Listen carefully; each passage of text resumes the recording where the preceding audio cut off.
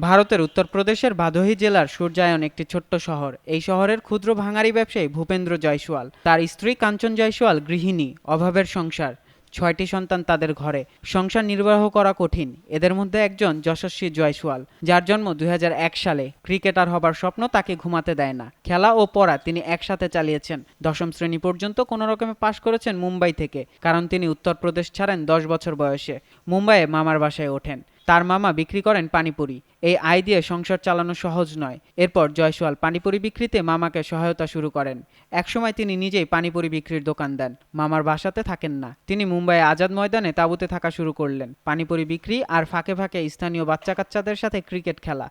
খেলতে খেলতে তিনি চোখে পড়েন মহাত্মার স্থানীয় ক্রিকেট কোচ জাওলা সিংয়ের। এই কোচ তার সবকিছুর দায়িত্ব নেন। তারপর মুম্বাই স্থানীয় দল, স্কুল ক্রিকেট দল, বয়সভিত্তিক দল, তারপর ভারতের বয়সভিত্তিক দল, রঞ্জি ট্রফি খেলেন। ব্যাট বলে স্থানীয় ও জাতীয় অনেক রেকর্ড ভাঙেন তিনি। জয়সওয়াল গড়েন নতুন ইতিহাস।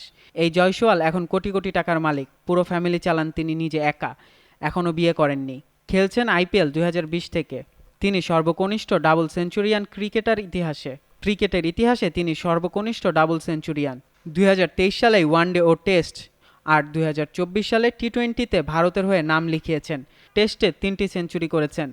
আইপিএলেও সেঞ্চুরি আছে। ওপেনার হিসেবে খেলেন। তার যে খেলায় মেধা, তাতে ওয়ানডে ও টি-টোয়েন্টিতে যে কোনো দিন করে ফেলবেন সেঞ্চুরি। জয়সওয়ালের বয়স, মেধা ও স্বপ্নে অবিচল থাকা। কিভাবে সফল হওয়া যায় জীবনে, তার লিভিং লেজেন্ড হলেন জয়সওয়াল। দারিদ্র্য, দূরত্ব, পরিবার কিংবা ছোট কাজ বা খোলা আকাশের নিচে ঘুমানো, কোনো কিছুই রুখতে পারেনি জয়সওয়ালকে। আপনিই বলুন, জয়সওয়ালের জীবনী থেকে কেন শিক্ষা গ্রহণ করবেন না?